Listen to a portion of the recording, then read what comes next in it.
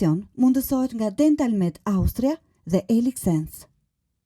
Artan Hoxha është një emër i njohur si gazetar investigativ në Shqipëri dhe në ndryshim nga gjithë ftuarit e tjerë të pjacës për të folur për zhvillimin e qytetit, urbanistikën, arkitekturën, por edhe industrinë e real estate-it, ne sot do ta shikojmë hënën nga ana e kundërt.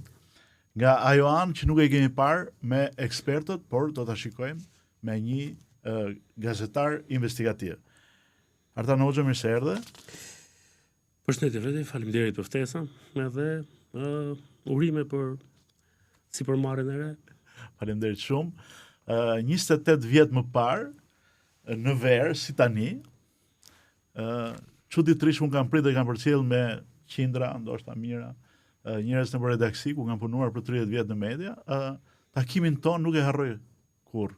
Ka ardhur ke redaksia përballë Petroninit, i veshur sportiv, dhe ishte 97-a, unë isha kryedaktori i gazetës, dhe ti me disa letra në duar, kishe sjell disa shkrime, të cilat me njëherë më bën të kuptoja që kisha përballë një gazetar të ardhshëm të kronikës, ndërkohë që të kisha lexuar vetëm ke gazeta Sporti.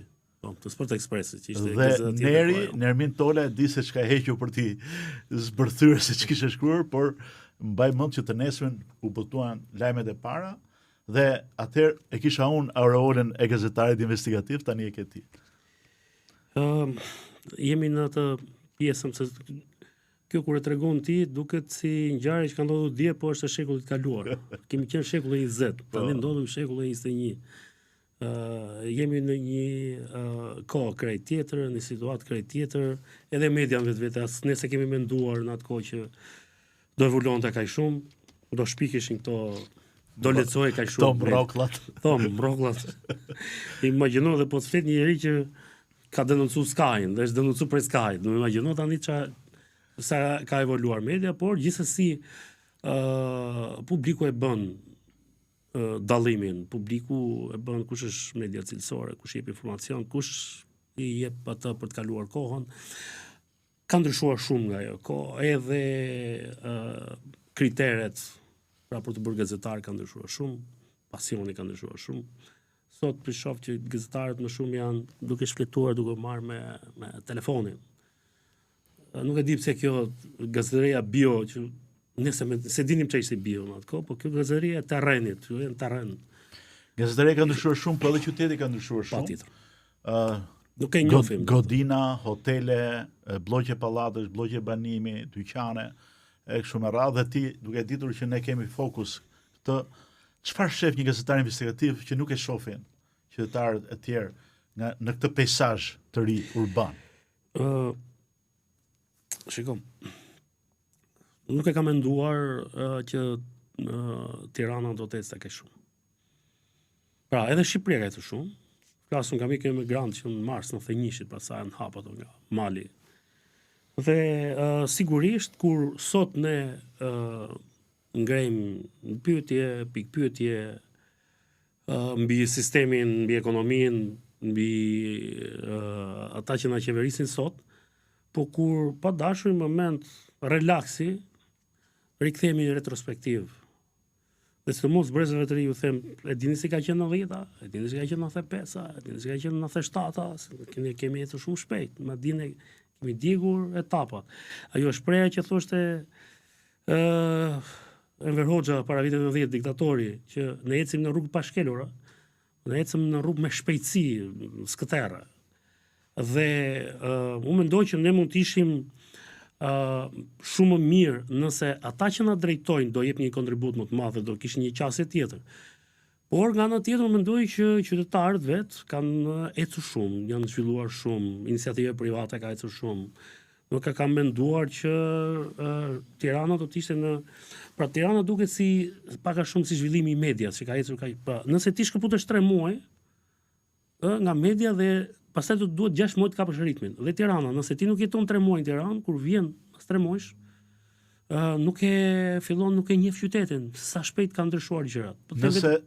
Nëse do duhet ta bënim historinë e Shqipërisë pas 90-s, nisur nga pronat, cilët do ishin kapitujt kryesor të kësaj historie nga 90-ta deri sot?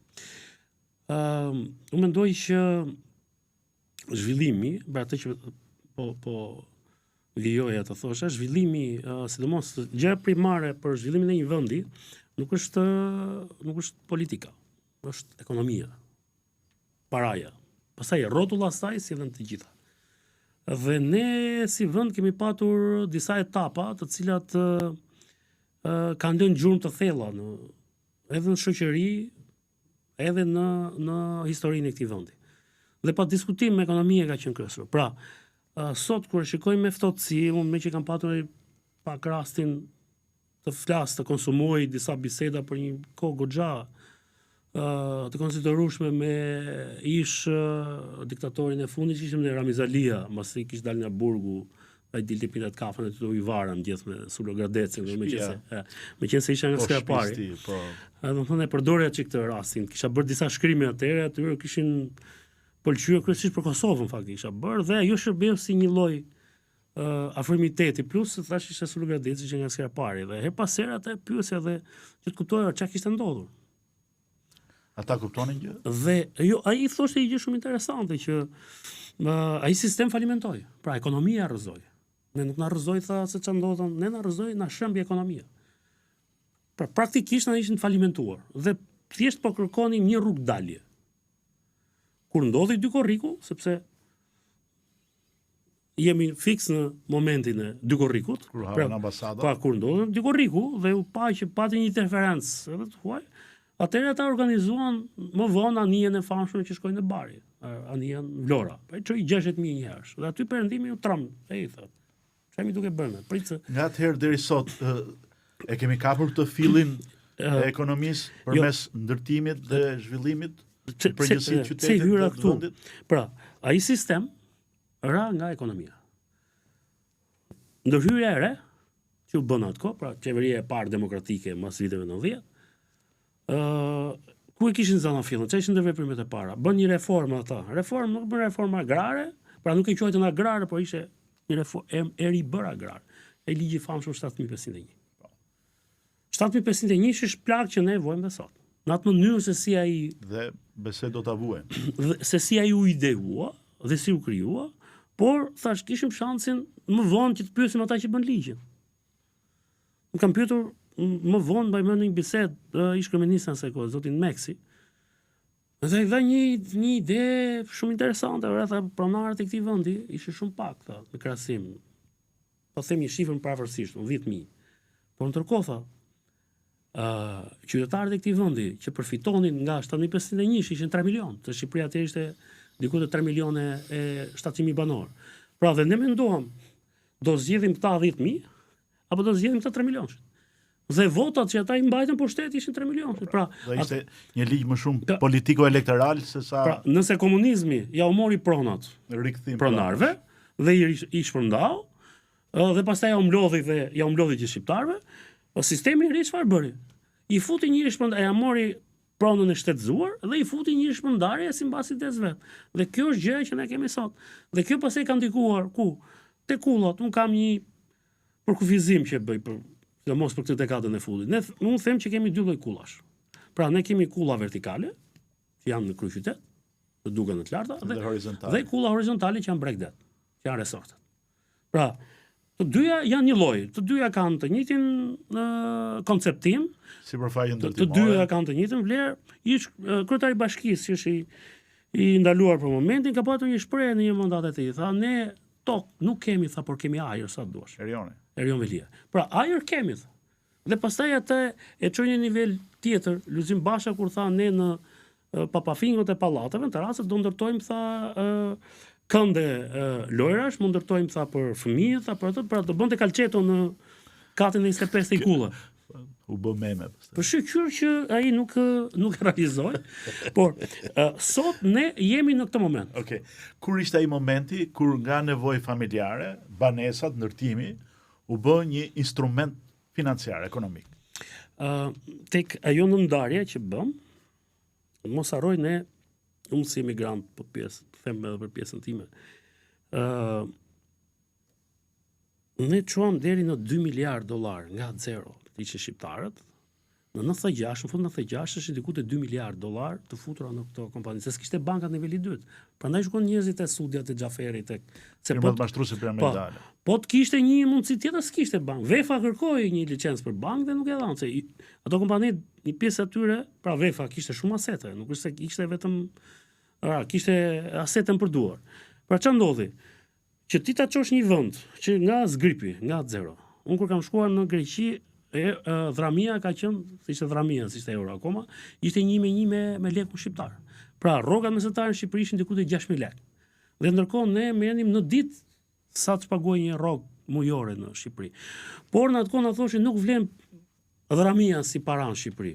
Po është mirë që ta blesh veshje, sepse nuk kishim orendi, pajisje, pra televizor, lavatriçe, për këto ishin parat. Pastaj u kalote makina dhe me radhë. Ndodhi në 97 dhe krijoi grupin, zhduku më njëherë $2 miliardë të shqiptarëve. Pra i detyroi të ktheheshin në një në vitin 0 dhe të fillonin dhe një reprezalje tjetër. Dhe vi tek pjesa që sapo thoj ti, kur shqiptarët e pan të nevojshme, pra që të kishin banesa normale, se nuk përkonin.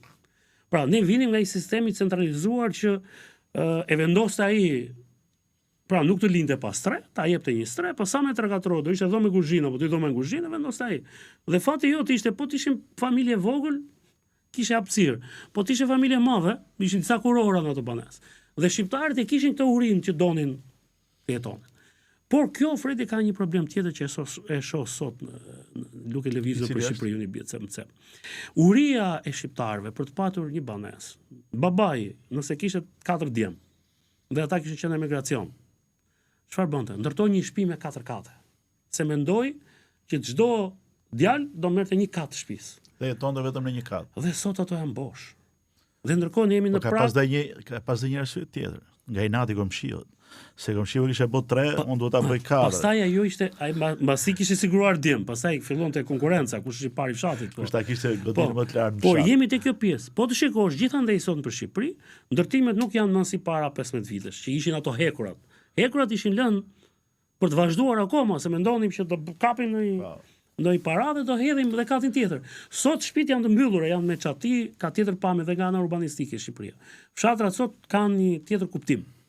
Pra nuk janë më ato shtëpitë e trishta që do vazhdonin. Pra, kjo ishte një investim jashtëzakonisht i madh i familjeve shqiptare, i cili në fakt nuk është përkthyer në një të mirë materiale, sepse kanë harxuar kursimet e jetës në këto lloj ndërtime. Pra, nuk e kanë shndruar në kapital. Sepse sot kanë ikur. Është shndruar shtëpia në barr. Në barr. Pikërisht, se duhet mirëmbajtur, duhet lyer çdo vit. Përveç asaj, në momentin që qeveria sa shtyr deri tani taksa e banesës.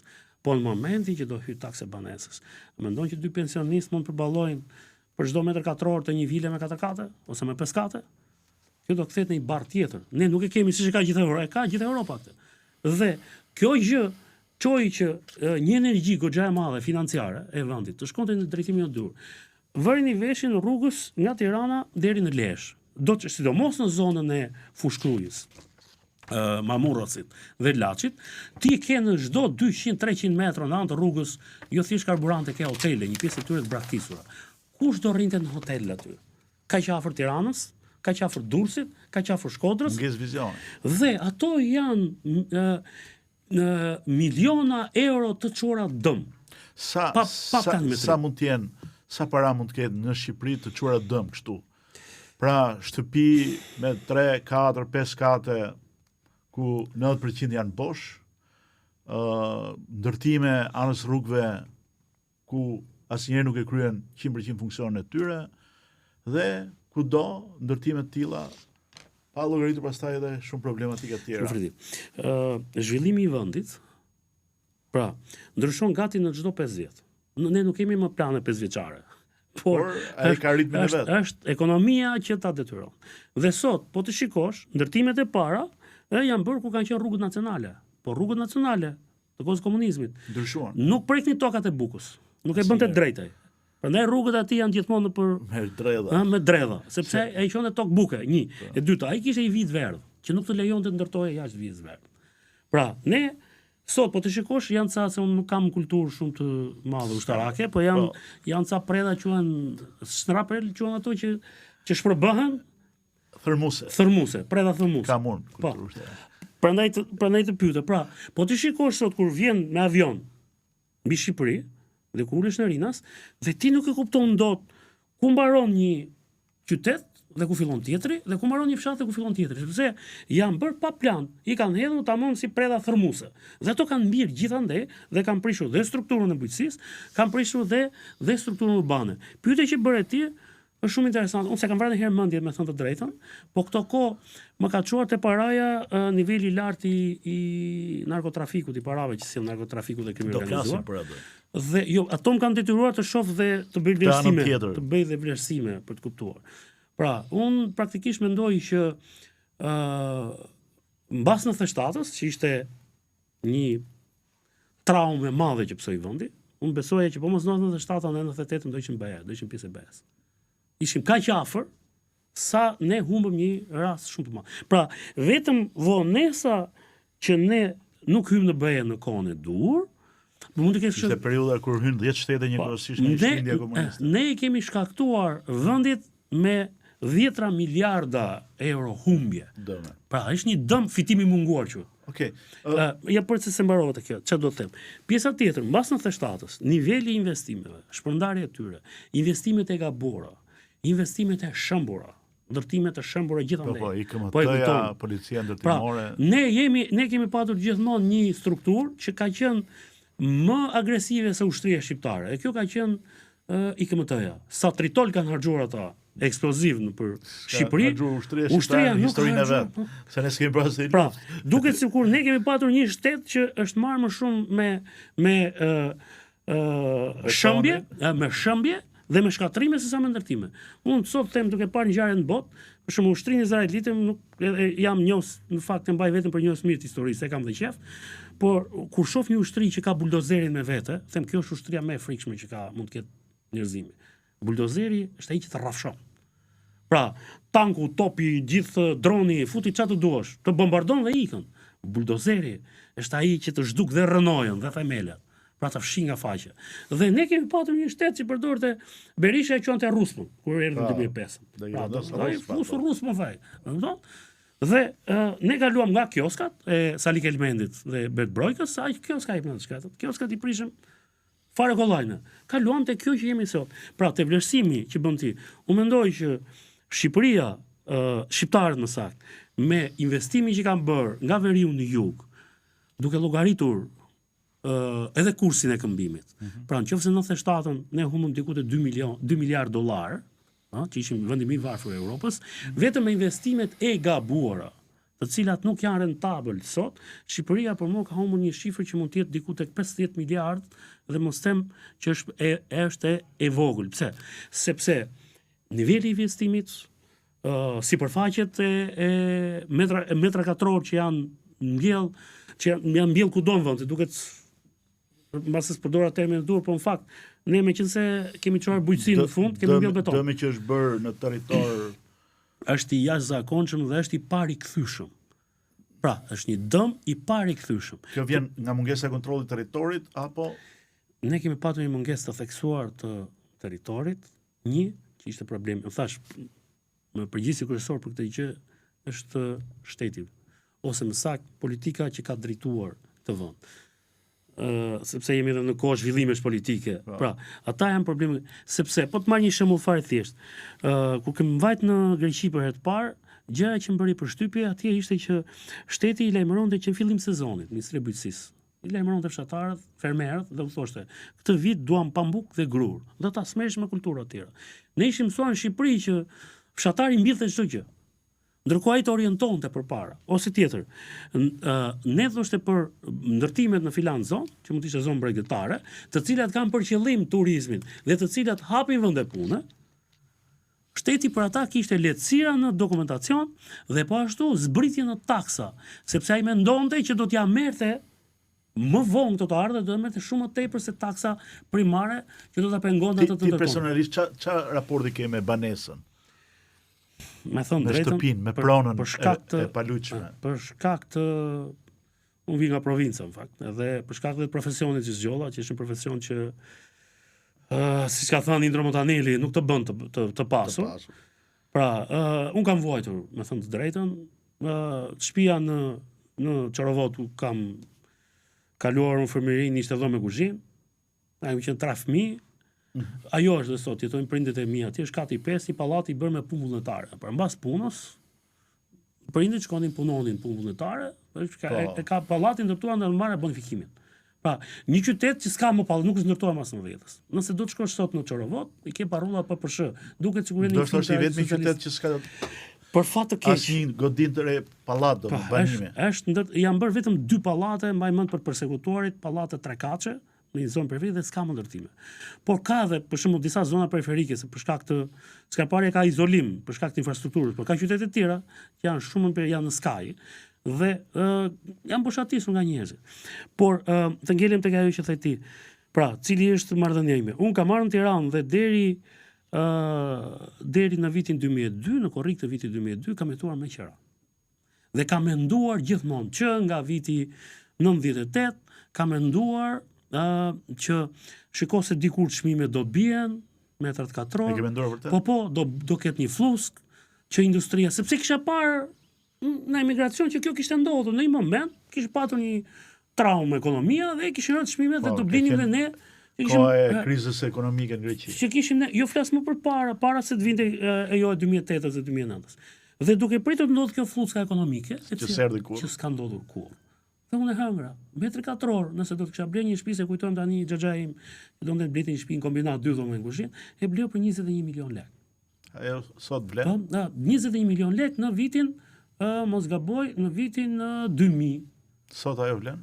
Pra, sot jo minimalisht 150.000 euro dhe kur thonë shpreh të rrish drejt. Po, 7 herë rriti. Pra, shiko çfarë çmime kanë qenë dhe televizimi, për shembull, Newsi ku kanë punuar në televizion ka qenë perfekt Tiranës, dhe metri katror aty ta falnin fshatarët.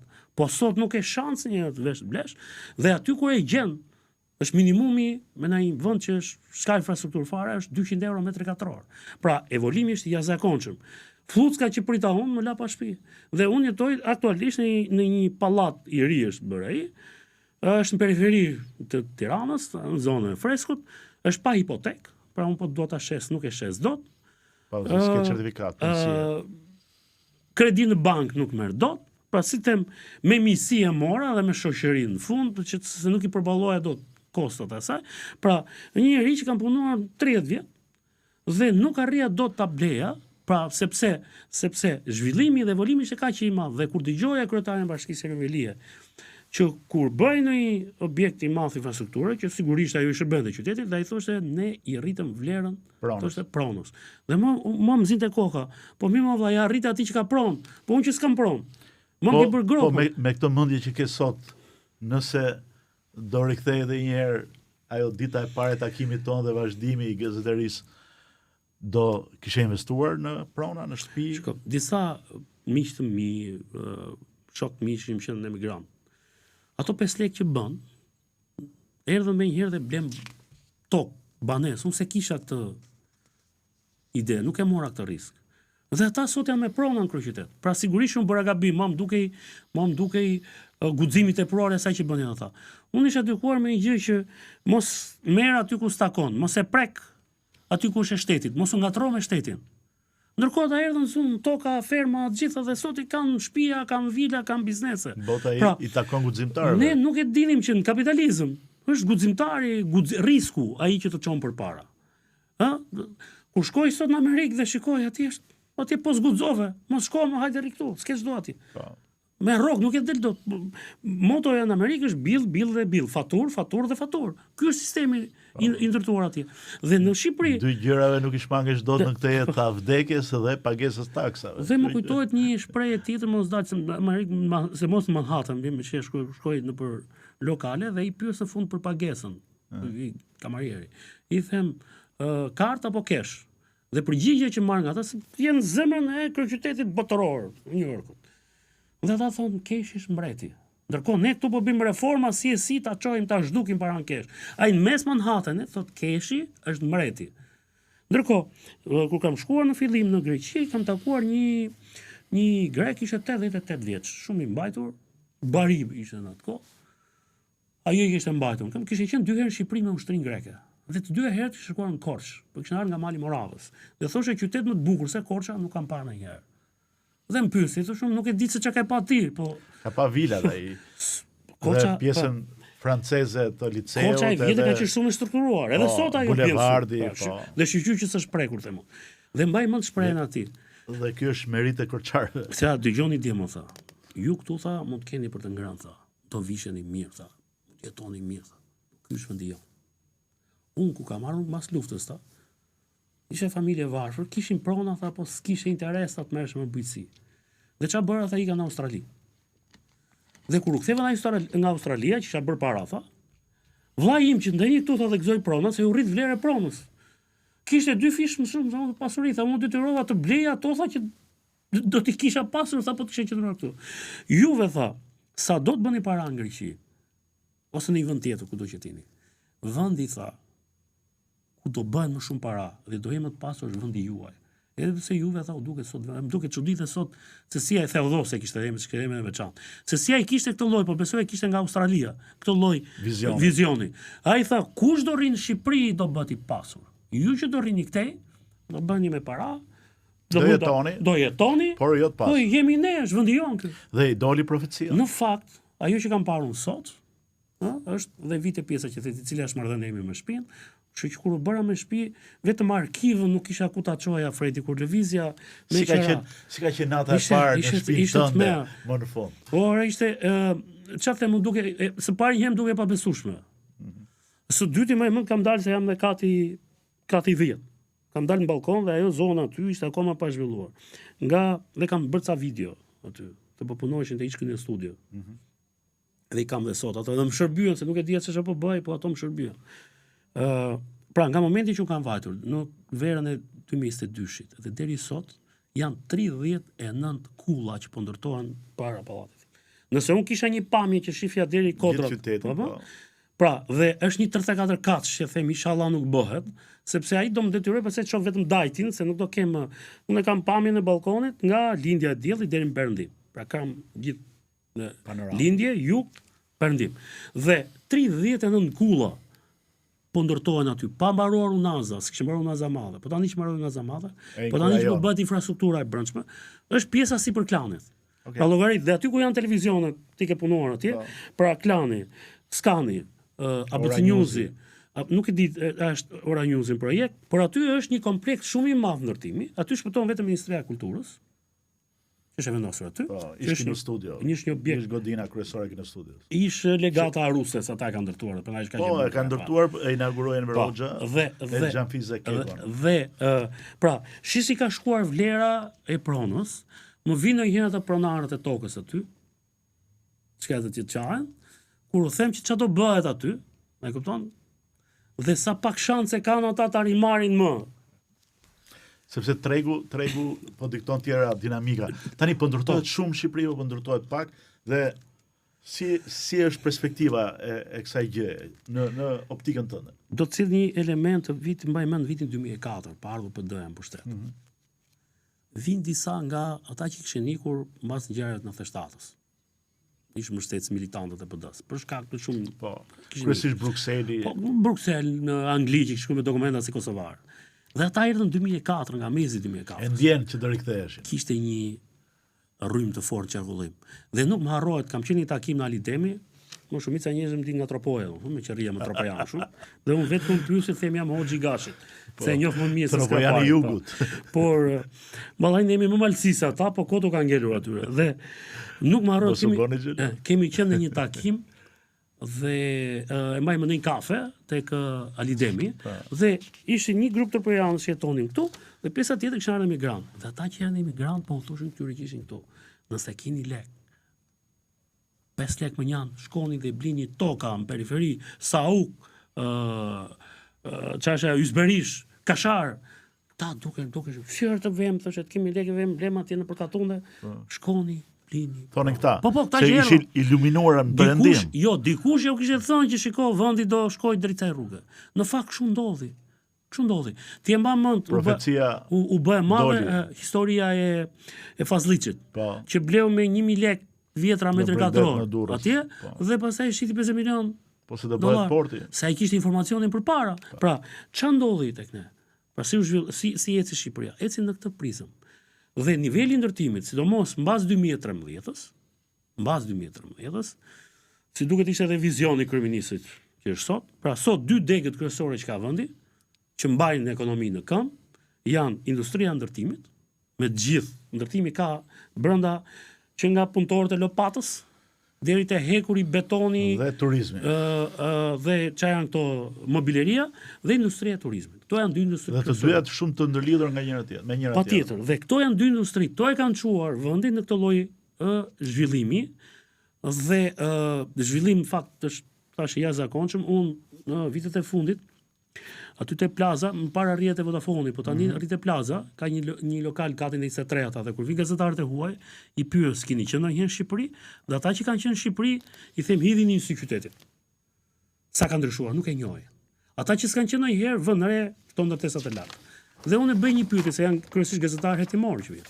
Dhe bëj një pyetje, ku punon Vinçi, ku vazhdon të rrotullohet Vinçi, linja është në rregull. Ku Vinçi ka ndaluar, do të jetë kapur kontejneri gjykune dhe po presim sa të lirohet kontejneri. Okej, dolëm në një shteg të ri ku nuk mund ta shmangnim dot me një gazetar si ju. Kur ka shumë ndërtime, përfliten edhe për situata ose për mundësinë e pastrimit parave në këtë industri. Si e shikon këtë raport mes zhvillimit dhe luftës kundër këtyre fenomeneve? Koncepti që u dha për të zhvilluar vendin. Pra këtë kishte koncepti i Ramës. Koncepti pak a shumë ne njihnin se kishin parë të Bashkia e Tiranës, të njëjtin gjë ishte duke bërë aty. Por në një Më për masa më të vogla. po pra, ai ishte e pruveta, Ai ishte atë që zbatimin praktik atë që bëri te në Bashkia kushte reale. e Tiranës, tashmë e shtriu në një si për një telajo më të madhe. Pra duke marrë të kryer faktin që kemi të bëjmë me një piktor që kishte qef, po ishte piktor, jo arkitekt, jemi të qartë. Arkitekti është tjetër, ka tjetër gjë. Po Rama bëri këtë gjë, i mori arkitektët dhe ja u shtelloi idetë e veta dhe në fund tha unë nuk do ndjek idetë tuaja, ju do ndjekni idetë e mia. Vizionin tim. Dhe prandaj jemi ne në këtë situatë që jemi sot. Pra, a kishte nevojë Në çfarë situate? A kishte nevojë Shqipëria për një boom zhvillimi? Po.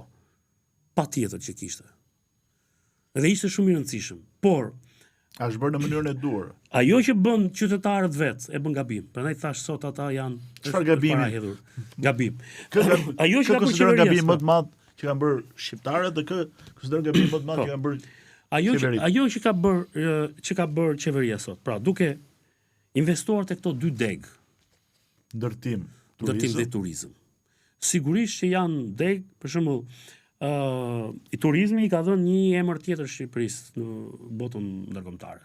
Pra ne nuk kemi parë, unë sot dal në bulevard dhe në 4 veta njëri shqiptar, 3 janë të huaj. Po duket e pabesueshme. Ose shkojnë skrapar, duket fundi botës për shkak të mungesës infrastrukturës dhe ti hyn për të ngrënë atje dhe ai ka 18 punëtorë nga Filipinat. To si mund të vijë nga ose në Maltomorrit ishte punëtori nga Aleksandria e Egjiptit. Pra Maltomorrit e Perla që është atje, ishte egjiptian. Po i kthehet historia di kur e bëm në Egjiptin, pastaj shkon në 2000 metra ajo, kupton, mbi nivelin e detit. Egjiptianët ç'a mund bëjë një egjiptian Maltomorrit? Pra, ky ishte koncepti që u dha. Sigurisht që ky koncepti ka dhënë vendit tash një imazh shumë të rëndësishëm. Kjo është po nëse do të pyesësh mua ku ka një merit të veçantë Rama, është pikërisht tek promovimi i vendit, tek turizmi dhe pjesa tjetër është dhe ndërtimi. Por çfarë u bë? Mendoj gabim, ose duhet ishte bërë më mirë. Sepse unë mendoj që nuk e kanë faj ndërtuesit, nuk e kanë faj betonuesit. Disa nga njerëzit më të afërt që unë rri dhe kalojmë shumë kohë gjatë ditës, dikush janë betonuesit. Për mua është shumë të rëndësishëm. Pas nuk e them, por një nga betonuesit më të mirë Tiranës, unë jam ku kam kohë me atë rrim shumë.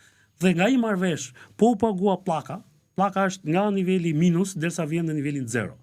Po pagua pllaka me para do thotë që ajo kompani ka para.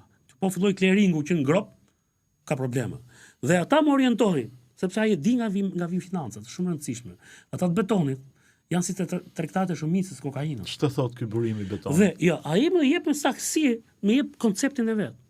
Dhe koncepti i tij është, shiko, ai është përfitues i kësaj situate. Po, patjetër. Sepse ai betonon.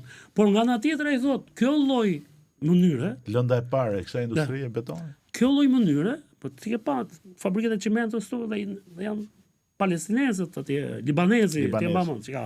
Edhe ai fabrika tjetër. Pra, çfarë thot ai? Ai thot pikërisht të gjë që ne duam, dhe kjo gjë ka ecur. Mbaj mend kur Atë Rahmeti u tram ditën e parë dhe ka pyetur në çdo pallat që kishte hedhur betonin. Asnjë nuk ishte dëmtuar. Është një betonues që ka ndërtuar Kishën Ortodokse.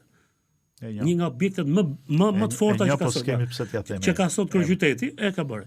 Dhe vetëm u trëm në vetë se s'është arkitekt as inxhinier ndërtimi. Dhe rezultoi që ishte dëmtuar asnjë nga banesat. Në fakt, banesat e kryeqytetit që kishin ndjekur parametrat rezistuan. Pra betoni që ishte bërë aty rezistoi. Një pyetje që bëhet gjithmonë është, a pastrohen para në ndërtim? Do të e kisha në zhvillim të kësaj. Me që e përmendë. Nga ai kuptoi, nga betonuesit kuptoi që apo pastrohen para apo jo. Dhe si është përgjigja? Ata të japin lëndën e parë. Dhe në një fluks kaq të madh ndërtimi. Një sipërfaqe kaq të madhe të betonuar. Patjetër që do të pastrohen para. Është një formë që ka ndodhur në gjithë botën, nuk e shmangim dot ne. Edhe sikur të ishim suedez ose danez. Sepse kjo lloj industrie me këtë lloj ritmi të rritjes të vlerës së pronës të metrit katror, patjetër do të çojë aty.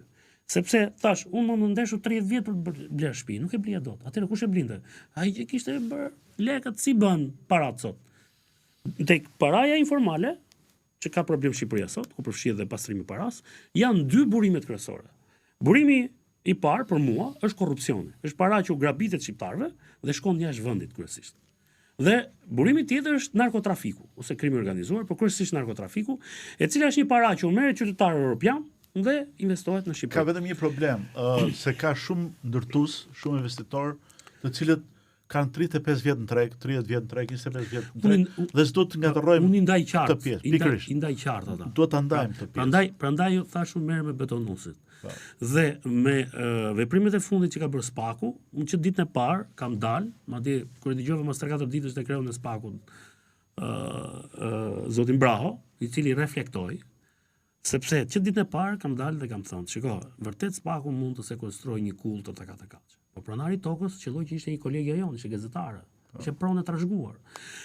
Një pjesë e mirë e metra katror atje i kam bler emigrant ose qytetar shqiptar që e kanë kursimet e jetës. Ose nën kontraktorët. Po ta kam bler që ky betone që tham, ai hekurit, ai tullës, ai çimentos. Jo i gjithë, mi po duke u dhënë lajmin atë formë që kemi sekuestruar 500 milion euro.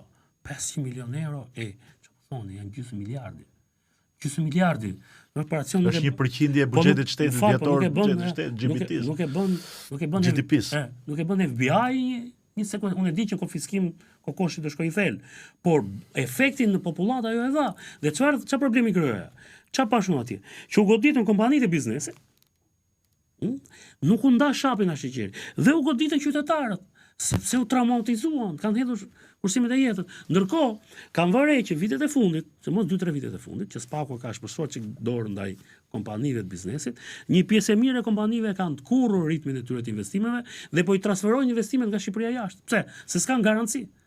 Se nëse ti, shiko, nëse ka shumë shqiptarë që po ndërtojnë jashtë. Pikërisht për këtë fakt. Nga Greqia, në Greqi. Greqia shafër po edhe në Angli, në Amerikë, Shtetet Bashkuara të Amerikës. Tani, unë po them ka di investime në Guatemala. Di investime në Republikën Dominikane, që kanë ikur nga Shqipëria, biznesmen tanë. I kanë hequr shpenzimet, ato investimet e tyre, pse? Për shkak të kësaj mjegullës që është krijuar dhe pasigurisë. Pra që duhet të qartësuar kjo njëherë. Po sepse duhet kemi një strategji si do ta bëjmë. Dhe ç'a ndodh me këtë gjë? Po kemi pse të ngatrojmë shapin po t'jap një rast tjetër. Apo të djegin të njohim me tatë. Në vitin 2016 komunikoja me një nga këta personazhe sot është më i famshëm në botë në mediat. Shqiptari më i famshëm sot botë në mediat ndërkombëtare. I cili në atë kohë ndodhej në burgun e, ja do ta them, ndodhej në burgun e Quitos në Ekuador. Edhe kishte aty bosin më të madh që kishte karteli Los Lobos, ka 22.000 anëtar ushtri. Dhe mbaj mend që duke komunikuar për këtë për ngarkesat si lëvizin, si bëjnë, se ndërkohë në burg ishte. Po në Ekuador krimi komandohet nga burgu. Kush ka burgun, kontrollon dhe territorin e jashtë. Dhe mbaj mend në diskutime ata i thotë shiko, më jep një emër kompanie. Dhe thotë mos u merr me ne. Nishi kompani ndërtimit. Kjo do fuqizohet për 2 vite të ardhshme. E më duke i çudi. Garmoz Rexhepi ta tha. Po Garmoz Rexhepi që ishte arratisur nga Shqipëria në momentin që ne flisim kishte 11 vjet si shkel Shqipëri dhe ndërkohë pjesën tërmuese të jetës e ka kaluar në burgje. Po më thoshë më do nga ato tashun I doli profecia Garmoz? Në krye të 2 vjetëve ishte kompania më e madhe në kryeqytet. Betonierët, kamionët, sondat e saj, flota e saj shkoi deri në 500 kamionë. Ça vlerë kanë ato? Dhe nga e dinte ai, sepse ai dinte ku do shkonin parat. Pjesa e parave të industrisë krimit. Por jo e gjithë industria ndërtuese ishte mbështetur me ato para. Po kur u bën të rëndësishëm ata? U bën të rëndësishëm kur banka tona niveli 2 e vështirësuan dhënien e kredis për kompani që u vënë në vështirësi, kompani ndërtimi. Dhe ata s'kishin rrugë tjetër, ata donin financime. Dhe kush ishte i gatshëm, ti s'kishin nevojë të plotësoje formular e ku diun kolateral, por ata thoshin kemi kaq lek në dispozicion. Dhe sa më shumë rritej niveli tonelatave që ata trafikonin, aq më shumë rritej niveli investimeve që ata. Po, por aq më shumë është rritur tani edhe niveli goditjeve nga spaku. Ata në janë shumë grupe që po goditen. Shiko, në fillim, personazhet e botës krimit blen apartamente, lokale në një hotel. Më mbrapa u dhan para me fajde tek ndërtuesit. Më mbrapa, po tek ndërtuesit që ata kishin garanci që do t'i merrnin mbrapsht ose do i merrnin kompaninë në fund. Më mbrapa, ata u futën aksionerë në këtë kompani. Dhe në fund të bën pronar të këtyre kompanive. Mi po ti nuk mund të futesh sot, thash edhe një herë. Vetëm 2 operacione e fundit që bëri Spaku, janë goditur disa nga kompanitë. Unë ferrobetonin e Ilir Shtufit e mbaj mend këtu 30 vjet. Një ditë po mbaj pash të lajme dhe e lidhni, ky ka lidhje me jo me djalin e Berishës, jo me. Dhe i thash kam qenë në emision live dhe i thash Shtufi ka lidhje me të gjithë kryeministrat e Shqipërisë. Kush ka qenë kryeminist në Shqipëri ka lidhje me Shtufin. Pse? Se Shtufi është betonues. Po, dhe ka qenë kush ka pas nevojë për beton? Një aktor shumë i rëndësishëm i tregut. Ka vajt te Shtufi. 30 vjet. A mund të ketë bërë ai gabim të rrugës? Mund ta ketë bërë. Me ta ndaj drejtësia, se ndan Ku është dallimi tani? Media këtë punë. Ku është dallimi, Fredi? Se duke e çuar në media dhe duke marr radh, po thash Shtufin se Shtufi nga më të njohurit. Po aty janë shumë kompani të tjera ndërtimi dhe do ketë më duket se ajo që ka menduar unë mund të ndodhi tani. Që është? Në qoftë se ti godet kompanitë e ndërtimit, pa e ndar shapin a sheqeri, ti e çon në një situatë tjetër. Thash, nuk blerësit tradicional po largohen. Krimi organizuar nuk investon ku s'ka siguri që do marrë para. Dhe ata nuk sillen me para këtu. Shkojnë investojnë jashtë. Grupet që godet Spaku, grupet shqiptare, janë kryesisht grupe që marrin para në Europë e sillin në Shqipëri. Jo grupet që janë në Shqipëri. Dhe jo grupet shqiptare që shesin narkotik në Europë dhe i mbajnë parat atje, dhe investojnë atje. Ata nuk janë prekur. Si është rasti Aruba? Pra, ata po më fal ta mbyll dhe pak se shumë i tërës. Pra, ata po ndjekin paranë që u merr qytetarë europian. Dhe sillen në Shqipëri, dhe investohet në Shqipëri. Prandaj bëje mbështet kaq shumë Spaku. Dikush bën ironi, thoshte ne po marrin atë pjesën që na ka mërhuar historikisht dhe po marrim tani erdhi rradha të marrim pjesën tonë. Ishte ironi. Në qoftë se ti do të kesh e 4-5 aksione të tjera të këtij niveli pa ndar shapin a sheqeri mirë, tu do ngelet vetëm firma Parmenda. Në Skrapar kanë një batut ata dhe thon firma Parmenda, ke parasysh ai që ka Parmenda lëron tokën, do kthesh te ajo pjesë. Pra, edhe Spaku dhe lufta penale, politika penale, do të jenë kujdesshëm. Shiko, në Shtetet Bashkuara të Amerikës, kam idenë që pas pak kohësh fillojnë të kthjellohen. Po dëmi shumë i madh. Sepse kërkohen ri garanci që në erdhëm te ky bumi, kalum në 97 apo jo? Po. Kalum disa faza derisa erdhëm. Tani, sepse dua ta them këtë gjë edhe nuk dua ta harroj. Shiko, nëse ne shkojmë me këtë ritëm, ne rrezikojmë shumë. Unë sot po i ndjej, nuk ka bërë vakim në të kaluarën që të më kërkonin kaq shumë biznesmen që quhen oligark, por për mua s'ka oligark në Shqipëri. Ja, s'ka. Kaq shumë të shqetësuar, sepse emrat e tyre dalin në dosjet e Spakut. A kanë qenë personazhet e botës krimit, blerës e këtyre? Po, më kanë qenë. Jo, ato mund të kenë qenë klientë, ti si e detyruar. A kanë qenë ata? Ti kërkosh dëshmi penaliteti. A kanë qenë ata këtu investitor? Po, më kanë qenë. S'po thon njëri s'kan qenë. Po ti duhet ta ndash qartë. Tani ç'a ndodh? Në Shtetet Bashkuara të Amerikës nuk arrestohet Mark Zuckerbergu, as Jeff Bezos. Po i vjet një gjop $2 miliard që ai ti dorëzoi te thasari i shtetit. I nuk mbajt ai në burg, se ti vret lopën që mban me qumësht. Në Shqipëri, në qoftë se kompanitë e biznesit, nëse do ta kisha në dorë, nëse kompanitë e biznesit, e kompanitë e mëdha kanë bërë gabime të tilla, kanë bërë vepra penale, janë përfshirë situata të tilla, ti i penalizon me para që shkojnë në buxhet shtetit që kthehen në të mirë të shqiptarëve. Nuk futi biznesmenin në burg dhe shpërbën kompaninë dhe ty të bien gjithë vlerat. Janë kapur një organizatë shqiptare, janë kapur kriptomonedha. Spaku jon s'ka portofol, ku ti mbaj kriptomonedha? Momentin që janë kapur kriptomonedhat vlenin $14.5 milion. Në pas 6 muajsh ato mund bëjnë $30 milion. Sot mund bëjnë 0. Si nga ta di spaku i shkret tani dhe ku ta mbaj atë. Dhe ti s'mund të hysh tash në operacione të tilla, sidomos në ekonomi dhe sidomos në biznes, kushdo qofshin ata, pa i ndarë qartë shapin nga sheqeri, duke i dhënë ti argument gjithë anarkistëve që shiko fajin e kanë këta se ja ku janë këta të përfshirë, po më është paraja, te paraja shkon biznesi, politika, krimi. Kto janë grezat që shkojnë me vrapati. Por ti nuk mund të thash shi ç'a ndodhi. Në çështjen ndaj mos gaboj kryetari i bashkisë Elon Veliaj, janë dhe disa biznesmen. Dhe masa sigurisë që u vu për ta, ishte detyrim paraqitje 2 herë në javë.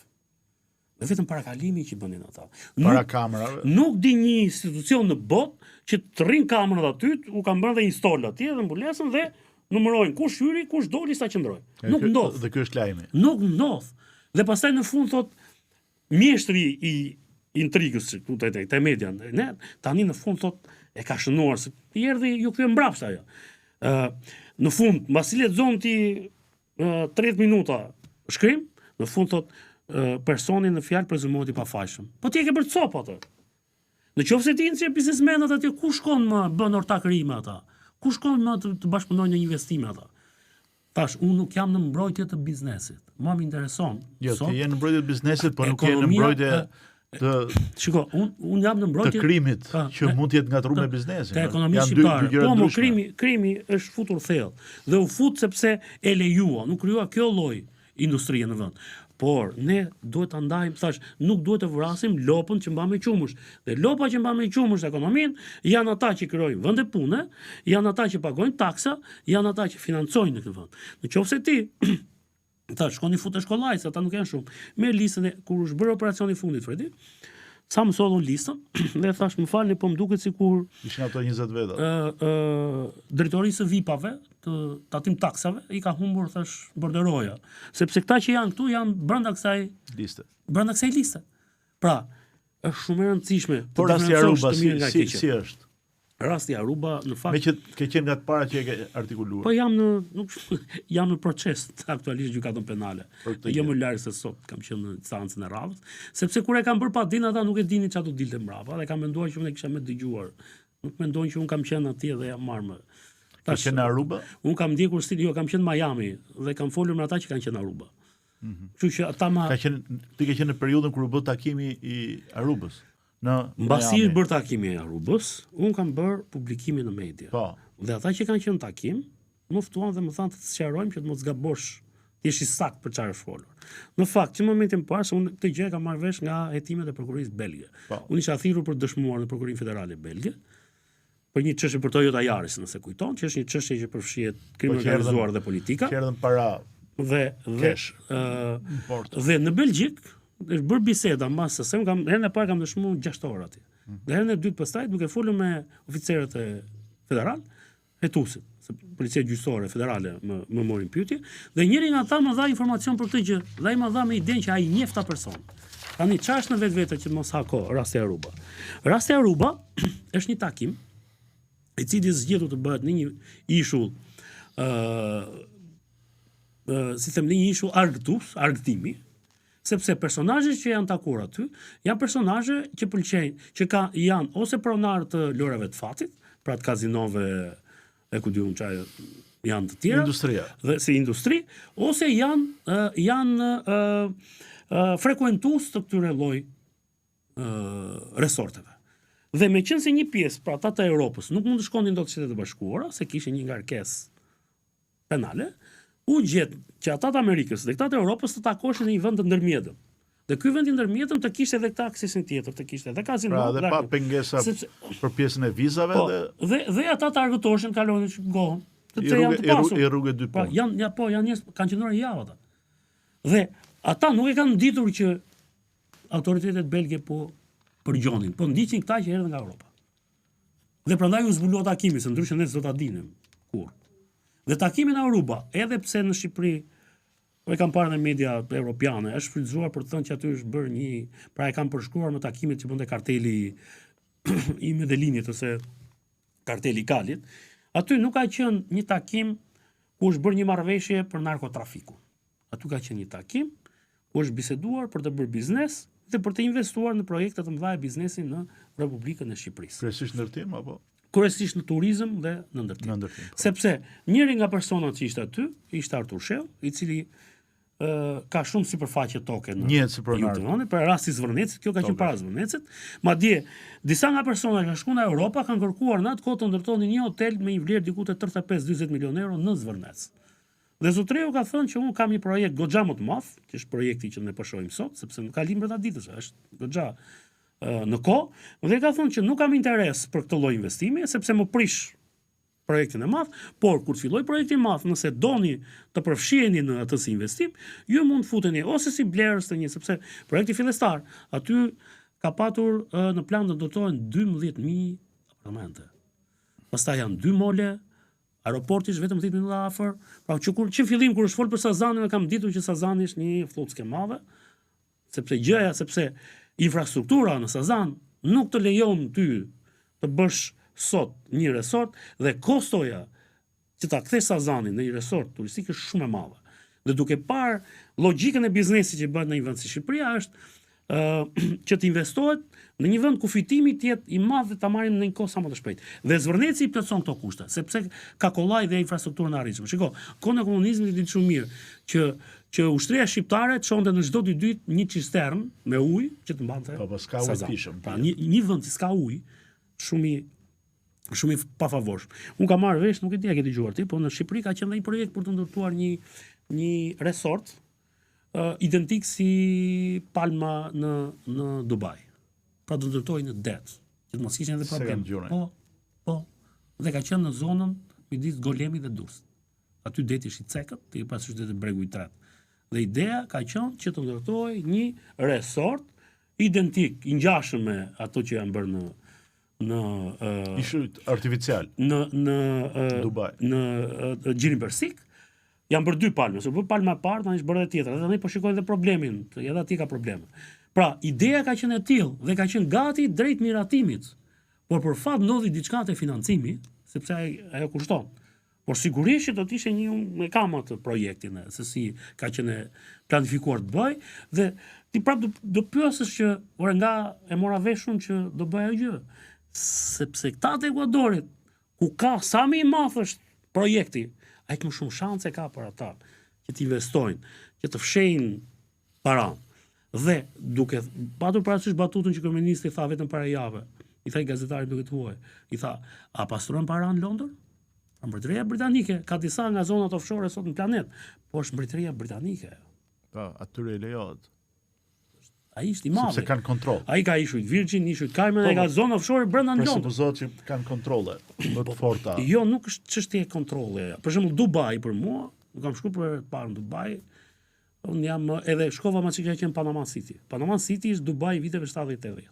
Derisa presidenti Clinton vendosi të ekstradonte Noriegën dhe ja mori gjithë paratë. Pra, po të shikosh kullat në Panama City, janë fiksi Dubai, po janë iPhone 6 dhe iPhone Pro Max 17 që është sot Dubai. Pra, Dubai më është dukur fundi i botës.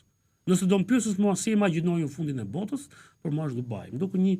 Aty më duket një çmenduri, si njerëzimi mund të shkojnë atë pikë. Ka vetëm shkretë të tjerë edhe xhama. Dhe ai deti atje që është si govat, i shëmtuar dhe në ngjyrë dhe në i ngrohtë gjithkohë, dhe pastaj ka vetëm kulla pafund qyteti që është pothuajse në mjegull, është i pajatueshëm, temperaturat e janë të zakonshme dhe që në pikë mëngjesit aty importohet çdo gjë. Çdo gjë nga çdo cep i planetit. Dhe u lejua si një valvul shkarkimi që paraja e korrupsionit dhe e krimit të organizuar të vendose aty, vetë Emirati Dubait. Pra është një nga 7 Emiratet që nuk ka hidrokarbure, nuk ka naftë. Naftën e ka Abu Dhabi. Po si e gjetën ata? Krijuan atë lloj. Ku ka qenë Panama City.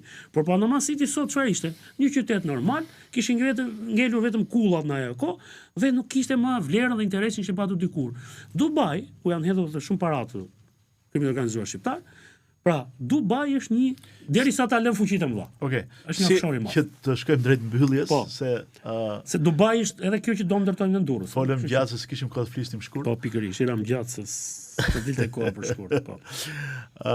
Si e sheh perspektivën e këtyre dy industrive, pra të ndërtimit dhe turizmit në Shqipëri, përtej gjithë problematikave që trajtuan? Shiko, unë mendoj që të dyja këto industri nuk është se janë të pashpresa për mua. Sepse për fatin tonë, Shqipëria gjeografikisht ndodhet në një zonë, dhe kjo po them është bekimi më i madh që kemi ne nga Zoti, është që ndodhemi pikërisht ku ndodhemi. Pra jemi në Europë. Dhe përveç se jemi në Europë, jemi në trekëndin e artë. Midis 3 destinacione më të vizituara në botë: Itali, Kroaci, në Greqi. Kushdo që do vi vërdall nëpër këto, do hidhet ta shohë edhe këtë vendin tonë. Ta fusin listë. Po jo, ne praktikisht jemi në listë, pra ata do të hedhin një sy. Aftësia jonë do jetë që ata që do vinë këtu mos kalojnë tranzit. Ata duhet të rrinë, të ndalen, ta shijojnë. Ta gjejnë sa më shumë para. Dhe të lëmë para këtu. Dhe kjo do të jetë Rama. Kjo është sfida. Rama sot kështu po justifikon Zvërnecin. Thotë që ne duam turizëm elitar. Por në fakt, thash, ne të qenë gjeografikisht në këtë pozicion, unë mendoj që ky është një avantazh i madh dhe ne duhet ta shfrytëzojmë. Kushdo qeveri që do jetë. Apo e shfrytëzojmë dhe a do ta shfrytëzojmë? E kemi shfrytëzuar deri tani, kemi përfituar prej saj, por kemi kaluar në abuzim të kësaj gjës, sepse ne sot kemi më shumë vizitor sa që kemi kapacitetet të mbajmë. Pra, ti nuk ofron dot shërbim dhe shërbim cilësor për një fluks kaq të madh turistësh. Po them unë kam Por qenë shqiptarët janë ambicioz, edhe punëtor, tani që po pasurohen akoma dhe më shumë. problemi këtu Fredi është që në këtë industrinë e madhe që po zhvillohet, shqiptarët duhet të jenë sa më shumë aksioner, pronar dhe përfitues të saj. Po nuk janë shqiptarët, cila është e mira që kemi ne. Pra, nëse ndërtohet një resort, një Kjo kuz, do të thotë që mos vi kapitali i madh i huaj. kapitali, unë po them, nuk është problemi apo vjen kapitali. Kapitali duhet vi, po ne duhet ta kthejmë atë kapital në të mirën tonë, Po. në të mirën kapital. Kjo është sfida. Pra, nëse ne Kjo është sfida që kemi. Nëse ne japim një leje për një kull të shtrirë horizontale në Bregdet, ky resorti aty duhet të jetë i furnizuar nga bujqësia shqiptare, nga blegtoria shqiptare, krau i punës do të jetë nga rinia shqiptare, dhe kjo kthehet në të mirë të vendit. Në qoftë se ai merr, siç kemi ne resortet sot, pjesëmiri kanë të huaj ata. Cili është përfitimi? Pra, në qoftë se ne sot s'kemi bujqësi.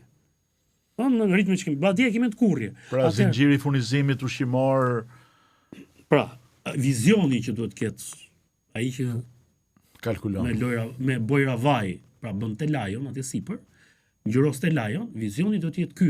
Si ta kthej këtë që ne sot jemi në destinacion turistik. Domethënë, kjo është një gjë e pashmangshme. Por, miqtë e mi për shembull që më vjen nga të huaj, thash koleg gazetar. Dhe ai ka parë në media çfarë ka propaganduar qeveria shqiptare dhe ka bërë fushat shumë të mëdha. Ai që në kapelet. Nga i njohin mirë algoritmin atë. Por, ai ka lexuar dhe ka parë që i është thënë që Ksamili dhe ato ishujt aty janë Karajbjet e Shqipërisë. Por ai shkon atje dhe shikon 3 ishuj kaq të vegjël. Po kaq të vegjël. Sa Kroacia sa ka Kroacia 1700 ishuj, apo Greqia që ka vetëm në Egje, nuk po them në Jone, ku diun ato të tjerat, që ka mbi 3000 ishuj, ai thotë, më fal, po. Një herë mund ta gënjesh tjetër. Se ai që shkon aty, e shesh sa është Ksamili. Pra, Ksamili aq i vogël, nuk mund t'i thifi dot aq shumë para sa duam ne në Shqipëri. Pra, që ne ta kthejmë Shqipërinë në një Ksamil, se i ka bukurit. Pra, ne jemi një vend që ti mund të jesh në Bregdet dhe për një orë e gjysmë, ti mund të jesh Maltomor në lartësinë 2000 metra. Pra mund dalësh në Pogradec. Ma shkoj larg e ke llogara. Erdha se llogaraja është zonë elite. Bë plazhin atje dhe ngjitesh llogara për 5 minuta. Që kur ka ndërruar jetë dhe Sofo atje, Sofo i famshëm. Po. Dhe unë në tunel kam shkuar vetëm një herë dhe e kam bërë me kështu me që s'do shkoj më tek ai tuneli, u bie nga lumi i Vlorës. Je optimist për industrinë e ndërtimit dhe turizmit në Shqipëri me pak fjalë? Për fat mirë, thash ne na ndihmon geografia, vendi ku ndodhemi, po edhe geopolitika. Okay. E para, e dyta, jam optimist, thash sepse jemi në vendin e dur, jemi në kontinentin e dur, vazhdon të kelet kontinenti. Jemi në kohën e dur. Më i mirë për të dur. Dhe jemi në zhvillim e sipër. Pra, jemi po duhet marrim vendime të dura që ta përkthejmë këtë në një të mirë afat gjatë, jo afat shkurtër. Dhe në një të mirë që të shpërndaj para në sa më shumë shqiptar, jo në pak duar. Kjo është shumë e rëndësishme.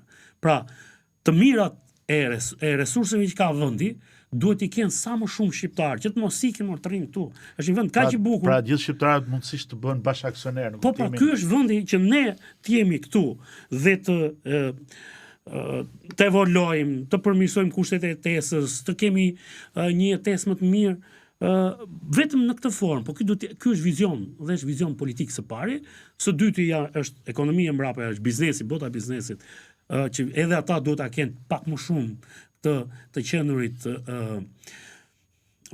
fat se në fundi s'na le tani, po një nga çuditë që më bëri kam qenë në Medellin në Kolumbi ishte që Pablo Escobar kishte 30 vjet që kishte vdekur, por ai kishte ndërtuar 2000 apartamente. Sa qendra spitalore, një stadium, ishte vizioni një njeriu më diabolik që ka patur narkotrafiku botror.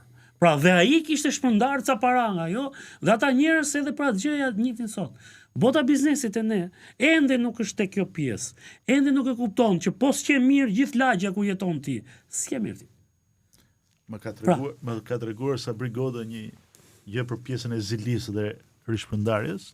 Kisha ardhur në një qytet mesdhetar, një anije me majmun nga Afrika, dhe një zonë që kalonte aty e pasur e ve u afektua me një majmun të vogël që lunte me të etj dhe kur u kthye tha as prej lek të zinxhirin e trashfloririt që kishte dhe ja varën qafë dhe pyet marinarin, i thot kur do hikni, thot do ikim mëngjes herët zonjë, thot se jemi për udhë, do ikim larg. Edhe kjo banonte afër, i doli gjumi dhe tha as po shkoj ta shoh majmunin para se të ikin dhe pyet marinarin ndërkohë që po hiqin litarin për të nisur. Por as po shoh atë majmunin, thot ishte një i lezetshëm kështu, kush thot një me zinxhiri, thot po thot. Sa iku ajo zonja tha që tha ju turën të gjitha, e tërhoqën dhe e mbytën. Kështu që ky është një shembull konkret se si ne duhet ta ndryshojmë konceptin e të zhvilluarit të vendit. Një vend sa më shumë shiko. Shembulli që unë them që jam i njohës i mirë i ekonomisë, po për mua shembulli më tipik se si resurset kombëtare dhe vizioni për ta zhvilluar vendin mund të merren si model janë vendet skandinave. Vendi që nuk ka shejk, po ku niveli i jetesës, standardi i jetesës dhe shpërndarja e pasurisë kombëtare është më në uniform se çdo vend tjetër. Po kanë politika shumë zhvilluara sociale. Pra, ata dhe prandaj hyn në ke listat e vendeve më të lumtura. Pra, koncepti që ata kanë, po hyn ata çka po ti di çfarë problemi kanë vendet skandinave? Depresionin, s'kan diell. Mos ne kemi diellin, vitaminën D marrin me kokrat, shkojnë në Bruxelles atje. Po se ndryshe s'do vinin as ata, as anglezët. Kështu që ne këtë gjë duhet ta kthejmë në të mirë. Unë them që nuk kemi dhe shumë kohë për ta bërë këtë gjë. Duhet ta bëjmë tani, jo më vonë. Sepse më vonë pastaj shkojmë siç më vonë do të thoshte komandanti, po shkelim në rrugë pa shkelura. Puna është që të ecim në rrugë të shkelura. Faleminderit tani, ishte shumë kënaqësi që të kisha këtu, ma zbukurove pjacën për sot. Faleminderit, mirupafshim. Mos harroni, mbajeni gjithmonë pjacën lart.